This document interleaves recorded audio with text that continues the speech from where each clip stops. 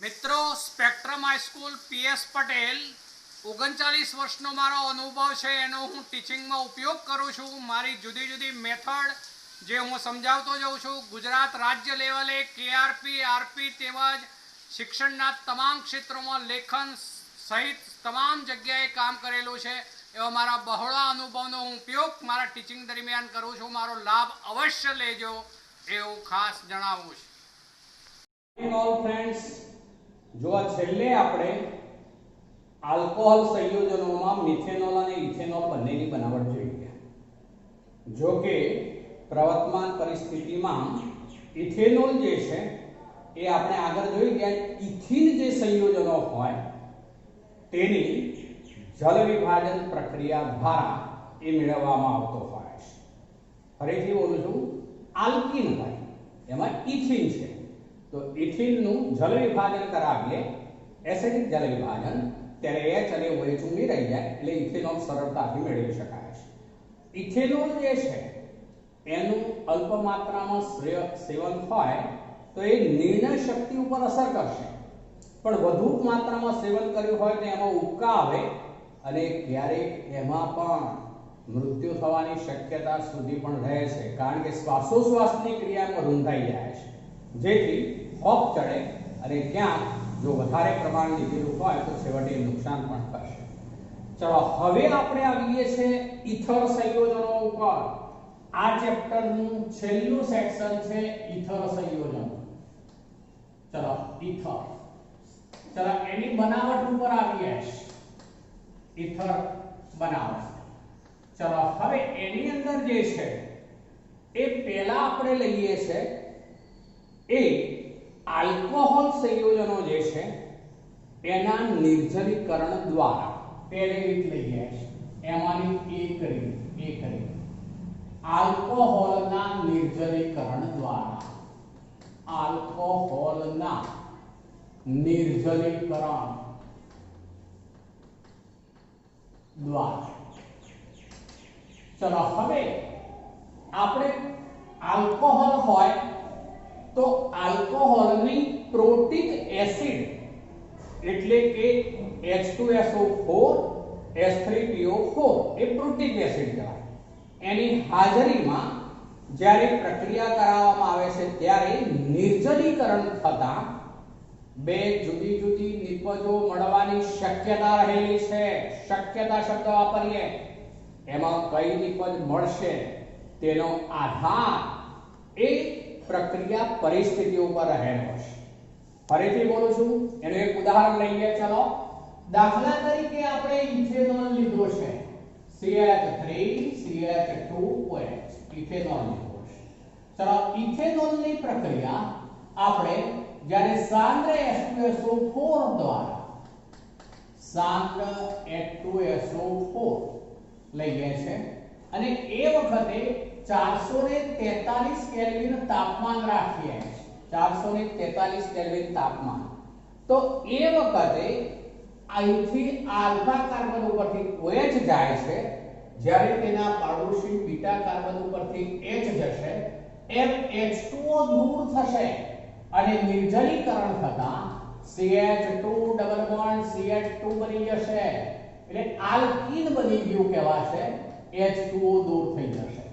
જો આલ્કીન બન્યું H2O दूर થયું, પણ જો હવે તેને બદલે આપણે सांद्र H2SO4 જ હોય પણ હવે તાપમાન નીચું હોય 413 કેલ્વિન તાપમાન, પેલામાં કેટલું હતું 443 કેલ્વિન તાપમાન, જ્યારે આમાં 413 કેલ્વિન તાપમાન કરીએ તો એ વખતે इथेनॉल ना બે અણુ એકબીજા સાથે જોડાય છે અને પાણીનો અણુ દૂર થતા એ વખતે CH3 CH2O CH2 CH3 એટલે કે C2H5O C2H5 એટલે કે શું બની ગયું તો ઇથોક્સી ઇથેન। ઇથોક્સી ઇથેન બન્યો, ડાઇથાઇલ ઈથર બન્યો। આ દરમિયાન પણ પાણીનો એક અણુ દૂર થશે, પણ આ પ્રક્રિયામાં ઇથેનોલના બે અણુ ભાગ લેશે, એટલો તફાવત છે મિત્રો। તો આ ઈથર બન્યું, પેલું આલ્કીન બન્યું। તો આ પ્રોટિક એસિડ સાંદ્ર H2SO4 અથવા તો H3PO4 ની હાજરીમાં જ્યારે આલ્કોહોલ હોય તો તેનું નિર્જલીકરણ થવાથી બે જુદી જુદી નિપજો મળવાની શક્યતા રહેલી છે. કઈ નિપજ મળશે તેનો આધાર પ્રક્રિયા પરિસ્થિતિ ઉપર રહેલો હોય. જેમ કે ઇથેનોલ હોય સાંદ્ર H2SO4 અને 443 કેલ્વિન તાપમાન, ત્યારે એનો એક જ અણુ ભાગ લે છે અને નિર્જલીકરણ થતા આલ્કીન તરીકે ઇથીન બન્યું. પણ જ્યારે 413 કેલ્વિન એટલે કે નીચું તાપમાન છે એ વખતે સાંદ્ર H2SO4 જે છે એની હાજરીમાં ઇથેનોલના બે અણુ પ્રક્રિયામાં ભાગ લે છે. એ વખતે પાણીનું અણુ દૂર થવાનું નિર્જલીકરણ થવાથી ઇથોક્સીઇથેન ડાઇથાઇલ ઇથર બને છે. આ ઇથોક્સીઇથેન છે મિત્રો એ અંતઃશ્વસન નિશ્ચેતક તરીકે આમ તો ઉપયોગમાં લેવાતો રહ્યો છે, પરંતુ તેની ધીમી અસર છે. જેમાં અમુક વખત જે છે એ એની પાછા ફરવાની જે સમય મર્યાદા છે એ થોડીક વધારે લાંબી છે, જેને કારણે તેનો ઉપયોગ હવે લિમિટેડ થવા મળ્યો છે.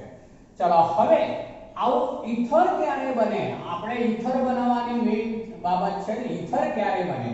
તો તેની અંદર મિત્રો એવું બનશે કે જે પ્રોટોનેટેડ આલ્કોહોલ હોય એ બન્યો હોય, કારણ કે પ્રોટિક એસિડ સાથે આલ્કોહોલનો પ્રથમ અણુ પ્રક્રિયા કરશે.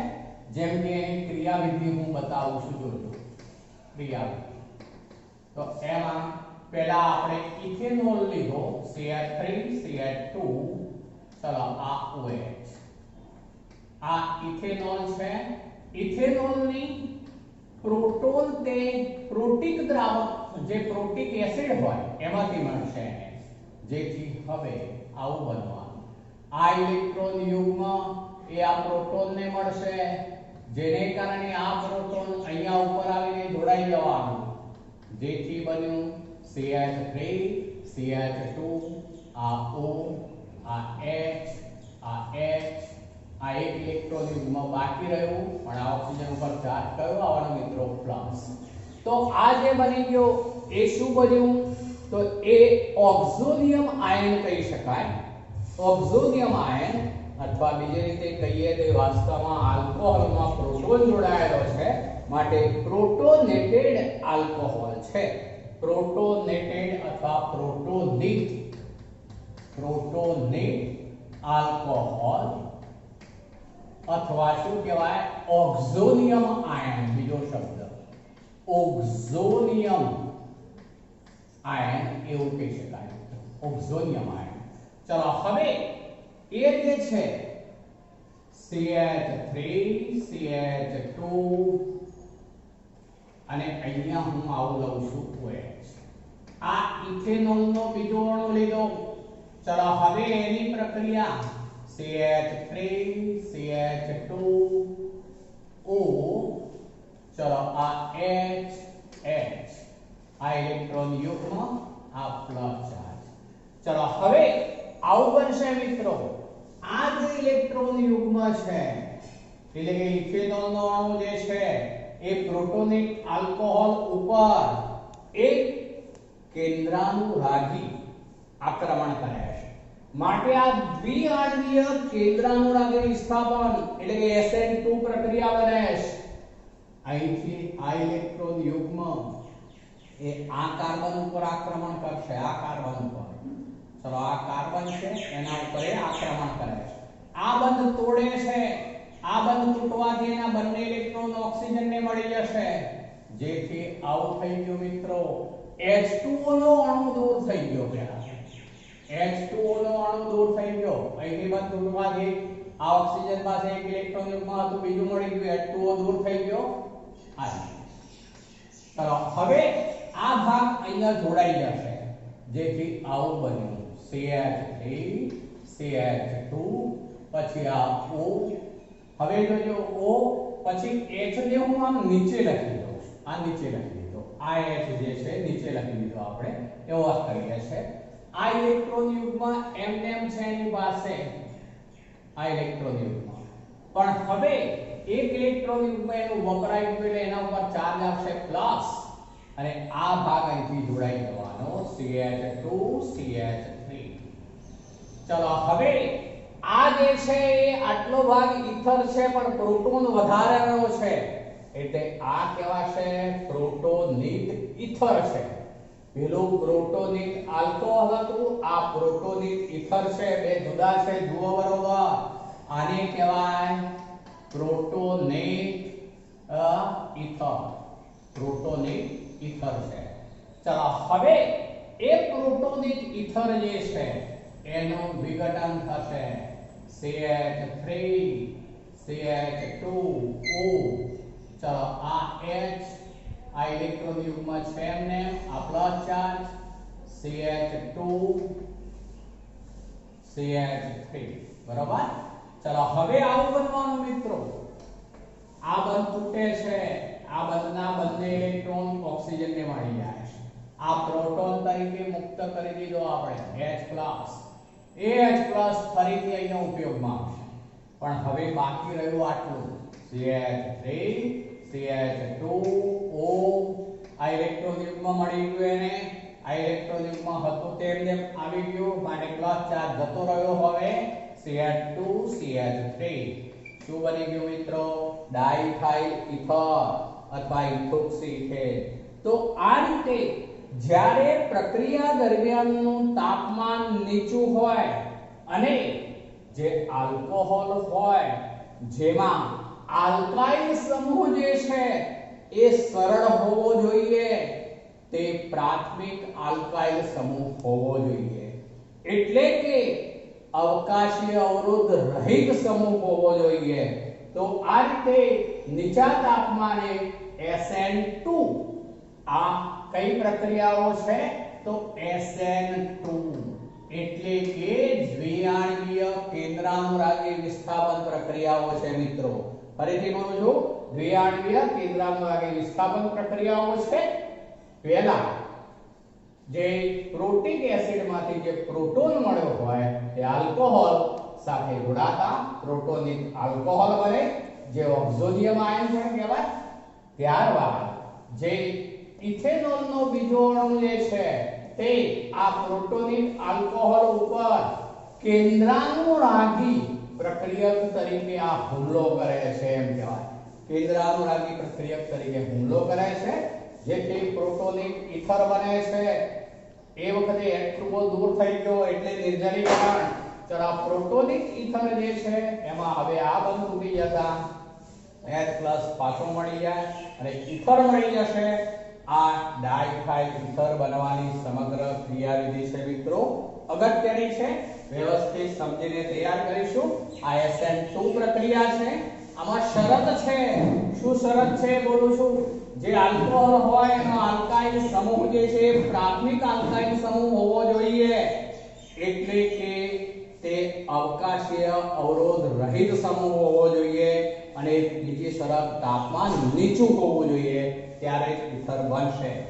જો તેને બદલે આપણે જો મોટો સમૂહ લઈએ, માનો કે દ્વિતીયક કે તૃતીયક આલ્કોહોલ લીધો હોય તો એ વખતે SN1 પ્રક્રિયાને અનુસરે. દ્વિતીયક કે તૃતીયક આલ્કોહોલ હોય તો SN1 પ્રક્રિયાને અનુસરે. એ વખતે વિલોપન અને વિસ્થાપન બંને પ્રક્રિયાઓ વચ્ચે સ્પર્ધા થાય છે. એ વખતે વિલોપન એ વિસ્થાપન ઉપર હાવી બને છે. વિલોપન પ્રક્રિયા હાવી બનવાને કારણે ઈથર નહીં બને. એ વખતે આલ્કીન સંયોજનો બનશે. એટલે એનો અર્થ એવો થયો કે આપણે ઈથર બનાવવું હોય તો અવકાશીય અવરોધ રહિત એટલે કે પ્રાથમિક આલ્કાઇલ સમૂહ હોવો જોઈએ અને બીજી શરત નીચું તાપમાન હોવું જરૂરી છે. ત્યારે જ SN2 દ્વિઆણ્વિક પ્રક્રિયા થતા સમમિતીય ઈથર બનશે, જેમાં બંને ગ્રુપ સરખા હોય એવો ઈથર બનશે, માટે સમમિતીય ઈથર કહેવાશે. તો આ પદ્ધતિ દ્વારા માત્ર સમમિતીય ઈથર બને છે. બરોબર ધ્યાન રાખીશું. કયો ઈથર બને? તો સમમિતીય ઈથર. સમમિતીય ઇથર બને, સમમિતીય ઇથર બને, બરોબર, સમમિતીય ઇથર બને. ચલો હવે આપણે બીજી પ્રક્રિયા ઉપર આવીએ. ચલો બીજી પ્રક્રિયાનું ટાઇટલ છે વિલિયમસન સંશ્લેષણ. વિલિયમસન સંશ્લેષણ. વિલિયમસન સંશ્લેષણ આ પદ્ધતિની લાક્ષણિકતા એ છે કે તેમાં સમમિતીય ઇથર તેમજ અસમમિતીય ઇથર બંને બનાવી શકાય છે. આપણે આગળ ઇથરના પ્રકાર વખતે જોઈ ગયા તે યાદ કરી લો. જે ઇથરમાં ઓક્સિજનની બંને તરફના સમૂહ સરખા હોય તેને કહેવાય સમમિતીય ઇથર, પણ જેમાં ઓક્સિજનની આસપાસના બંને સમૂહ જુદા જુદા હોય તો એને કહેવાય અસમમિતીય ઇથર. તો અહીંયા અત્યારે સમમિતીય ઇથર તેમજ અસમમિતીય બંને બનાવી શકાય. સમમિતીય તેમજ અસમમિતીય ઇથર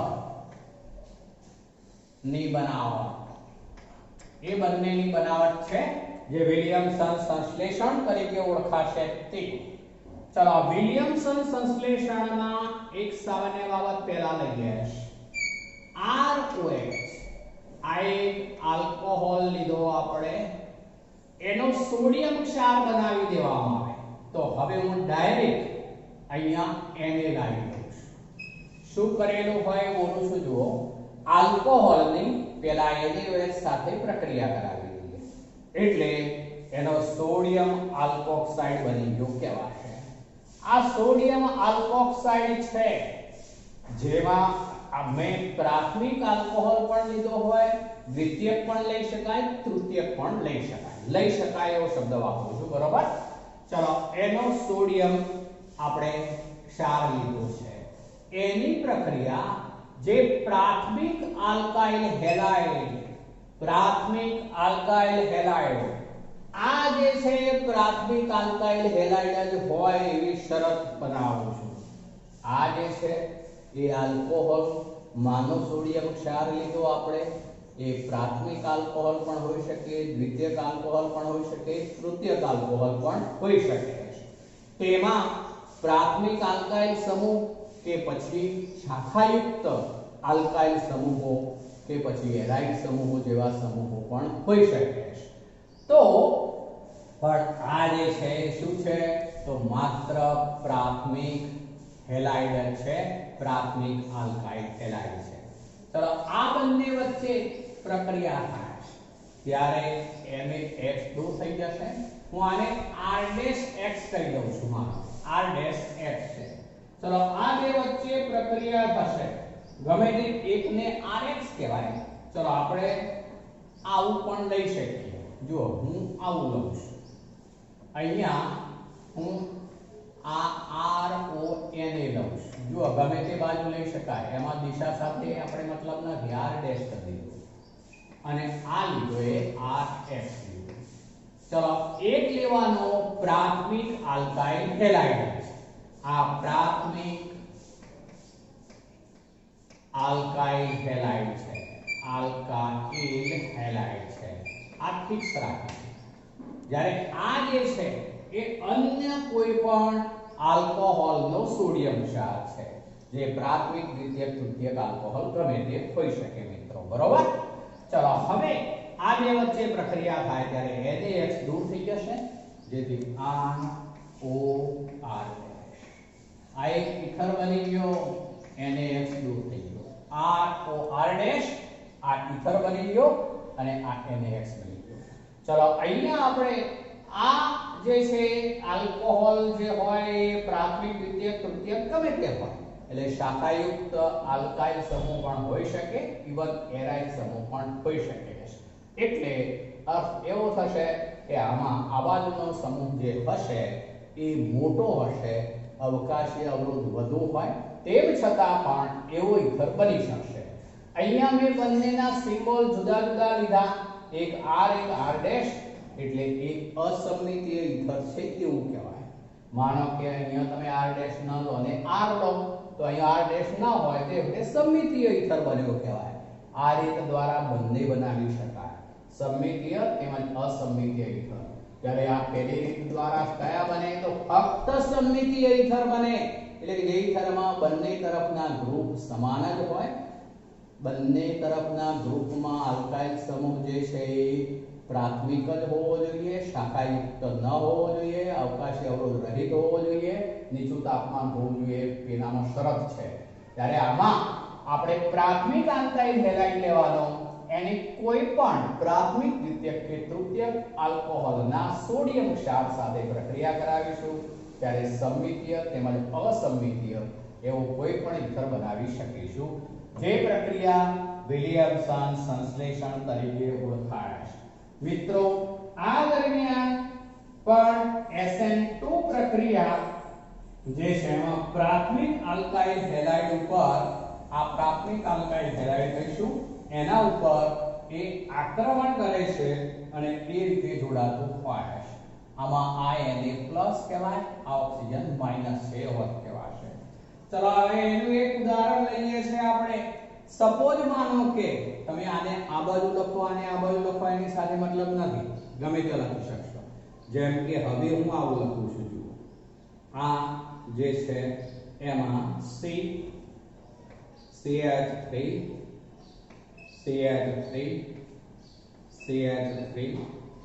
અહીંયા O, અહીંયા માનો કે H છે તો આ કયો આલ્કોહોલ થઈ ગયો તો તૃતીયક આલ્કોહોલ, બરાબર. જો H હોય તો આપણે શું લેવાનું છે, એનો સોડિયમ ક્ષાર. તો એનો સોડિયમ ક્ષાર એટલે હું હવે અહીંયા Na બનાવી દઉં છું. ચલો આ જે છે આ રીતે બે ઇલેક્ટ્રોન યુગ્મો રહેલા હોય.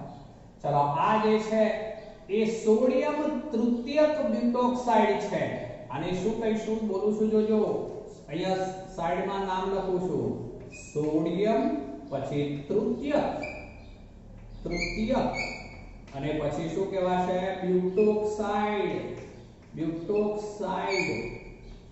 જો અહીંયા OH હોત તો આપણે એને તૃતીયક બ્યુટાઇલ આલ્કોહોલ હોત, તો એનો સોડિયમ ક્ષાર છે, માટે સોડિયમ તૃતીયક બ્યુટોક્સાઇડ છે. આ મેં 3 ડિગ્રી આલ્કોહોલમાંથી બનાવેલો છે એવું કહું છું, જોજો, ધ્યાન રાખજો. અહીંયા હું CH3 અને Br લઉં છું. માનો કે I પણ લેવાય, Br પણ લેવાય. ચલો CH3 Br લીધું આપણે. હવે અહીંયા આ બંને વચ્ચે પ્રક્રિયા થાય છે, એ દરમિયાન આવું બનવાનું મિત્રો. શું કહું છું એ જુઓ. આ Br પાસે 2 2 4 2 6 ઇલેક્ટ્રોન હોય, બતાવવાની જરૂર નથી, ન બતાવો તો ચાલે, પણ મેં તમને વધુ સ્પષ્ટ કરવા એ લખ્યા છે. હવે આ બંને ઇલેક્ટ્રોન પણ Br ને મળે છે, પહેલી વાત એ બંધ તૂટી જશે. હવે અહીંની વાત કરીએ તો આ જે ઇલેક્ટ્રોન યુગ્મ છે ઓક્સિજન પાસેનું, એમાંનું આ ઇલેક્ટ્રોન યુગ્મ દ્વારા તે આ કાર્બન ઉપર આક્રમણ કરે છે. અહીંથી આ ઇલેક્ટ્રોન યુગ્મ દ્વારા આ કાર્બન ઉપર આક્રમણ થાય છે, જેને કારણે આ બંધ તૂટી ગયો. ચલો અહીંયા જે છે આ બંધ તૂટી જવાનું, એ બંધના બંને ઇલેક્ટ્રોન પણ પાછા ઓક્સિજનને મળી જવાના, અને એને સાથે આ Br જોડાઈ જવાનો. અહીંથી Na+ છૂટો પડવાનો, Na+ અને Br- બંને જોડાઈ જવાના, જેથી Na Br તો દૂર થઈ ગયું. હવે જે બનવાનું યાદ કરો, આ SN2 પ્રક્રિયા થવાની, દ્વિઆણ્વિક કેન્દ્રાનુરાગી વિસ્થાપન. આ પ્રાથમિક આલ્કાઇલ હેલાઇડ છે, જે મેં આમાં અહીંયા લખ્યું હતું, એ અહીંયા લખ્યું છે, તે દિશા બદલી છે, જુઓ બદલાય.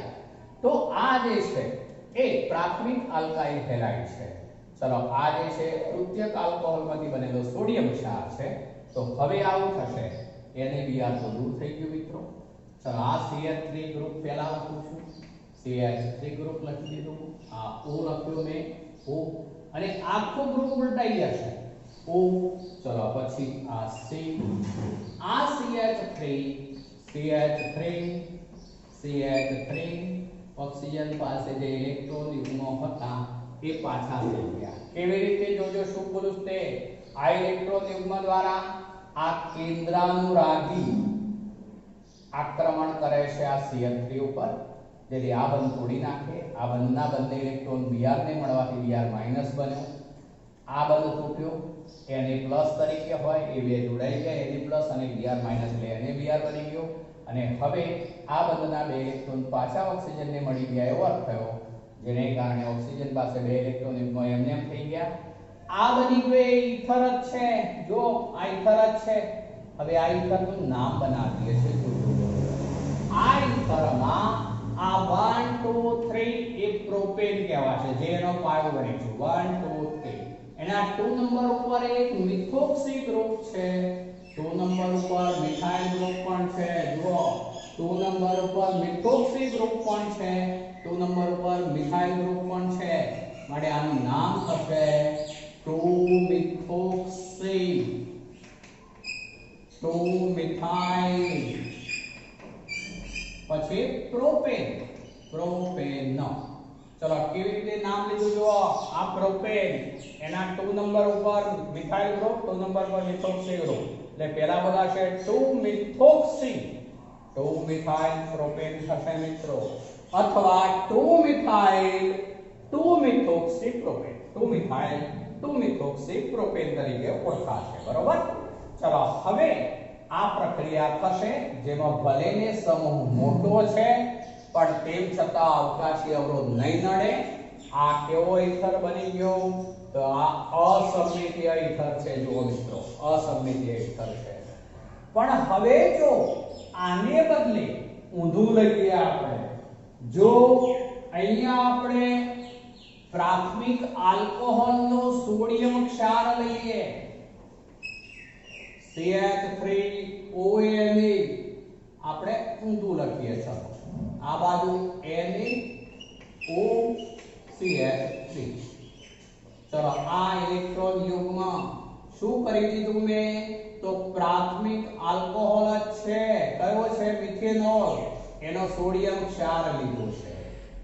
ચલો અને અહીંયા આપણે હેલાઇડ લઈએ તો શું થાય એ બતાવું છું. જોજો, આપણે હેલાઇડ લઈએ છે. અહીંયા CH3, અહીંયા Br લીધો આપણે, અહીંયા CH3 છે, અહીંયા પણ CH3 છે.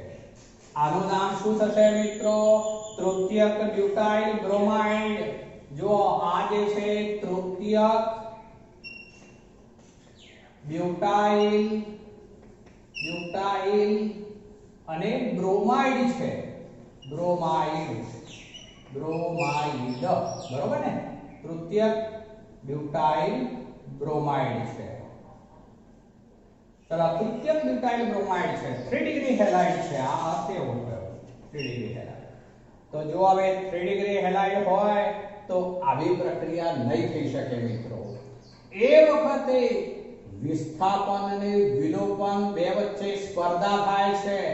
એ વખતે વિલોપન પ્રક્રિયા વધુ હાવી બને છે, જેથી વિલોપન પ્રક્રિયા થવાની. ચલો એ વખતે આવું થશે.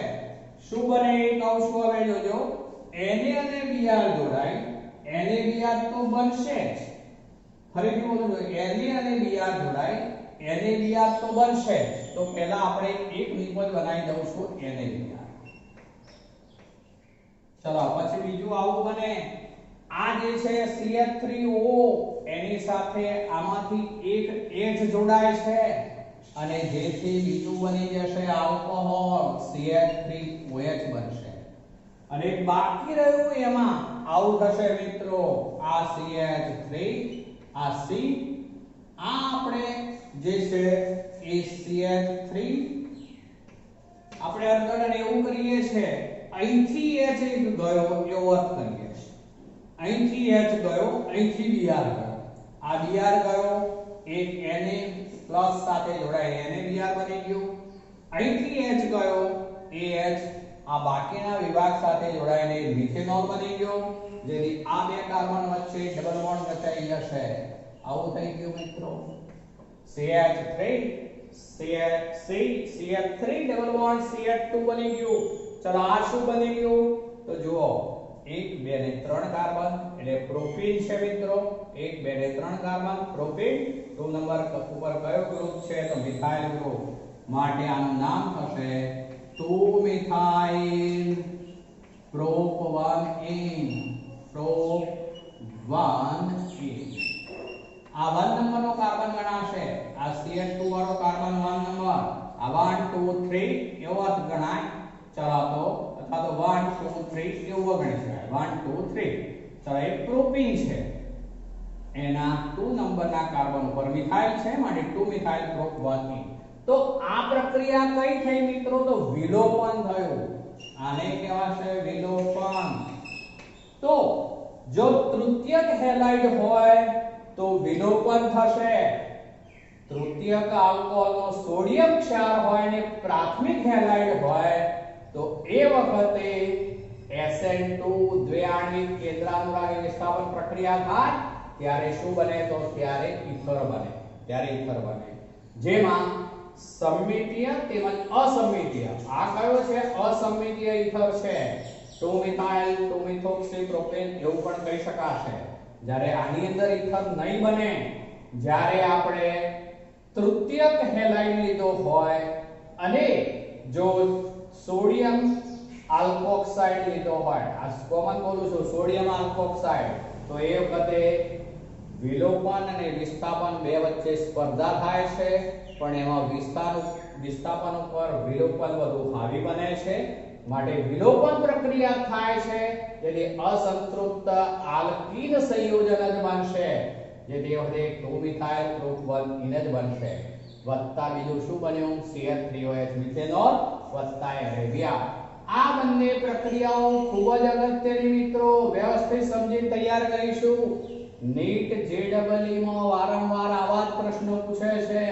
તમને સૂત્ર નહીં આપ્યા હોય પણ નામ આપ્યા હશે, જેમ કે સોડિયમ તૃતીયક બ્યુટોક્સાઇડ અને મિથાઇલ બ્રોમાઇડની પ્રક્રિયાથી કઈ નિપજ બનશે, એમાં આ પણ વિકલ્પ આપ્યો હોય, આ પણ વિકલ્પ આપ્યો હોય, મિથેનોલ પણ આપ્યો હોય, આવા વિકલ્પ આપેલા હોય, ઇથેનોલ પણ આપ્યો હોય, આવા વિકલ્પ હોય, તો એ વખતે ધ્યાનમાં એ રાખવું પડશે કે હેલાઇડ કયો છે.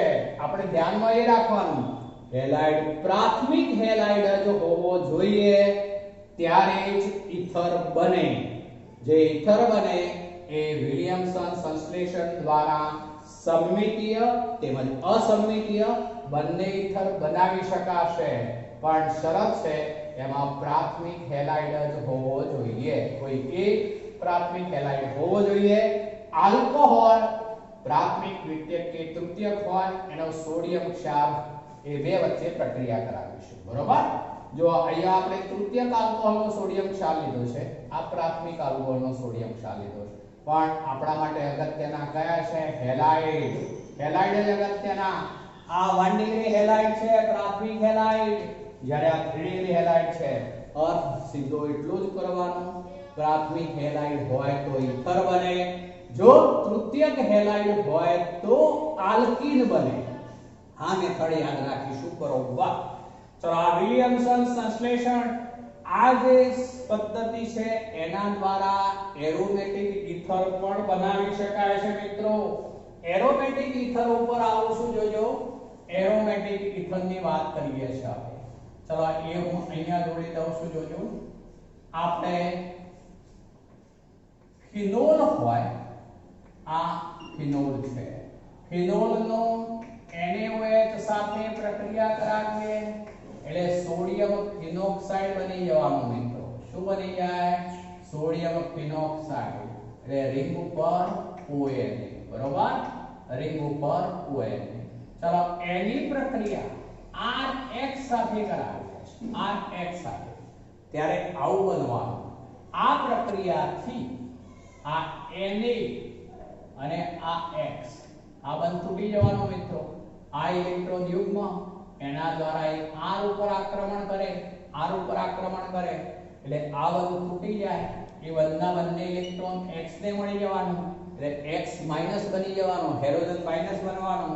અહીંથી આ બંધ તૂટે છે, Na પ્લસ તરીકે Na પ્લસ અને X જોડાઈ જાય એટલે NaX બની જાય, જેથી શું બની જવાનું? તો એમાં બેન્ઝીન રિંગના ઉપર O સાથે R જોડાઈ જશે. O સાથે R જોડાઈ ગયો મિત્રો. જુઓ, O સાથે R જોડાઈ ગયો, ઈથર બન્યો. આવો ઈથર એ કયો ઈથર છે? અસમમિતીય ઈથર છે. જુઓ, અસમમિતીય ઈથર છે, કારણ કે ફિનાઇલ રિંગ છે, એક R છે, બરોબર. અસમિતીય ઇથર વત્તા શું બનવાનું છે NaX સોડિયમ હેલાઇડ બની ગયો. અહીંયા જો આપણે આવું પણ લઈ શકીએ, આપણે આ જગ્યાએ હું માનો કે R તરીકે CH3 ગ્રુપ લઉં છું, CH3 ગ્રુપ એવો શબ્દ વાપરું છું, તો આવું બને મિત્રો. CH3 ગ્રુપ કરી દઈએ આપણે તો આવું બની જવાનું સીધું. જો એમાં સીધું અહીંયા એક બીજી પ્રક્રિયા લખી દઉં છું. સોડિયમ ફિનોક્સાઇડ બન્યા બાદ હવે જે પ્રક્રિયા લઈએ છે એમાં આપણે આવું બતાવીએ છીએ. ચાલો સોડિયમ ફિનોક્સાઇડ બન્યા બાદ વાત કરું છું હવે, તો ઉપર રિંગ ઉપર શું હોવાનું ONA, બરોબર. ચલો હવે એની પ્રક્રિયા આપણે બે જુદી જુદી લઈશું, બે જુદી જુદી પ્રક્રિયાઓ.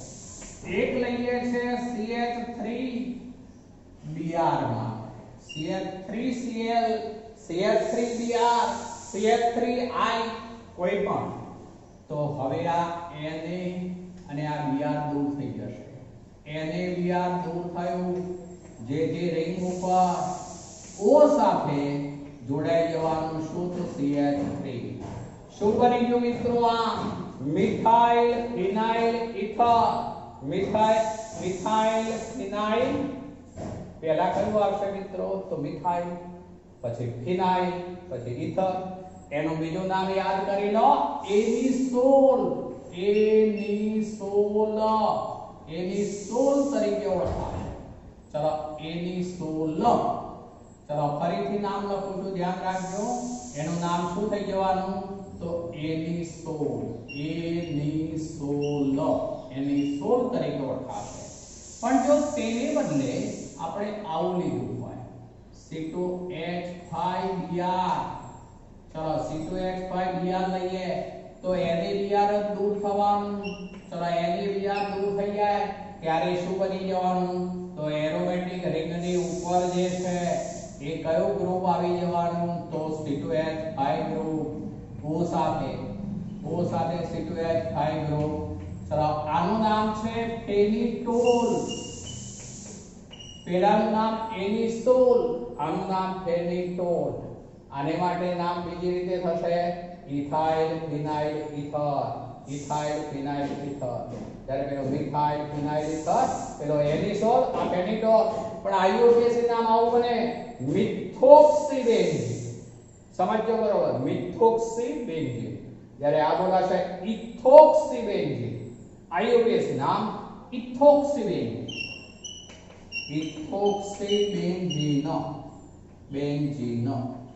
ઇથોક્સીબેન્ઝીન તરીકે ઓળખાશે. ચલો હવે આ જે પ્રક્રિયાઓ બની એ પ્રક્રિયાઓ જે છે એમાં પણ ઇથર બન્યો, પણ એક અસમિતીય ઇથર છે, એરોમેટિક ઇથર છે. એમાં એક એરોમેટિક વિભાગ છે, એક એલિફેટિક વિભાગ છે. મિત્રો આ બધી પ્રક્રિયાઓમાં જે કોઈ આપણે હેલાઇડનો યુઝ કરીએ છે તો એ માટે કો તો HI હોય is greater than, એ ક્રમારિકનો છે, HI is greater than HBr is greater than HCl. સક્રિયતાનો ક્રમ કહીશું તો HI is greater than HBr is greater than HCl. એટલે કે આ બધામાં જો આયોડાઇડ હોય તો સૌથી સરળતાથી પ્રક્રિયા થશે, જો બ્રોમાઇડ હોય તો એના કરતા થોડી ઓછી સરળ હોય, ક્લોરાઇડમાં એથી મુશ્કેલ હોય, એવું થશે.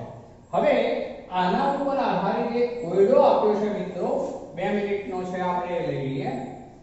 કોયડો 11.6 છે. કોયડો 11.6. ચલો એમાં આવું કહ્યું છે, નીચે દર્શાવેલી પ્રક્રિયા તૃતીયક બ્યુટાઇલ ઇથરની બનાવટ માટે યોગ્ય નથી એવું કહ્યું છે. જો શું કહું છું તે આવું આપેલું છે આપણને C2H5ON વત્તા CH3C CH3 પછી CH3 અને અહીંયા Cl આપ્યું છે મિત્રો. અને પછી આવું લખીને આપ્યું છે નિપજ CH3 C CH3 પછી O અહીંયા C2H5 ગ્રુપ C2H5 ગ્રુપ અને અહીંયા જે આપ્યું છે એ CH3 આવું લખીને આપ્યું છે પણ પછી એવું કહે છે નીચે દર્શાવેલી પ્રક્રિયા તૃતીયક બ્યુટાઇલ ઇથરની બનાવટ માટે યોગ્ય નથી એટલે આ પ્રક્રિયા યોગ્ય નથી શા માટે તો આપણે જોઈ ગયા આ તો તૃતીયક હેલાઇડ છે હંમેશા આ પ્રક્રિયા વિલિયમસન સંશ્લેષણ માટે શું હોવું જોઈએ પ્રાથમિક હેલાઇડ જ હોવો જરૂરી છે ફરીથી બોલું છું ધ્યાન રાખજો વિલિયમસન સંશ્લેષણ દ્વારા સંમિતીય તેમજ અસંમિતીય ઇથર બનાવી શકાય પણ એને માટે હંમેશા પ્રાથમિક હેલાઇડ જ લેવો પડે આ તો શું છે